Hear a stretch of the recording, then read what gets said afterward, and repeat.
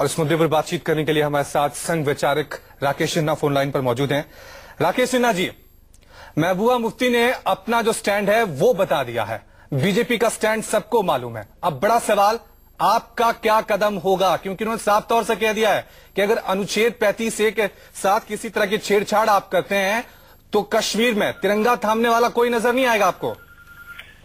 देखिए, महबूबा जी को इस तरह के अतिरिक्त बयान से बचना चाहिए था। और मैं इतना बता दूं, कश्मीर भारत का अभिन्न हिस्सा है और 35A में परिवर्तन आना इसलिए आवश्यक है। हजारों शरणार्थी दशकों से इंतजार कर रहे हैं अपनी नागरिकता का। क्या वे भारत के नागरिक नहीं है? क्या उनको अपनी जमीन पर अपने वतन पे रहने का अधिकार नहीं है?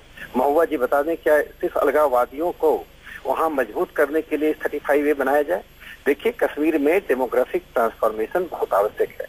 पहले तो कश्मीरी पंडितों को वहां से बाहर भगाया गया, अब बाद में जिन शरणार्थियों का नैसर्गिक अधिकार है, उनका स्वाभाविक हक है, उनको वंचित करने की साजिश की जा रही है। महबूबा जी सरकार में रहें या न रहें, लेकिन 35A में जब परिवर्तन होने की आवश्यकता पड़ेगी, सर्वोच्च न्यायालय इस तरह का निर्देश देगा तो परिवर्तन होना अवश्य होगा।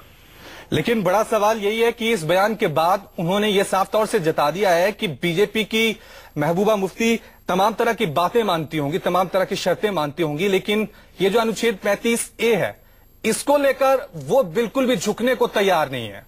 देखिए किसका कारण 35A को लेकर वहां पर कश्मीर में पिछले दशकों से सभी आजादी के बाद से ही एक मानसिकता बनी हुई है। कश्मीर में रहने वाले लोगों का ही कश्मीर है, बाकी लोगों का नहीं है।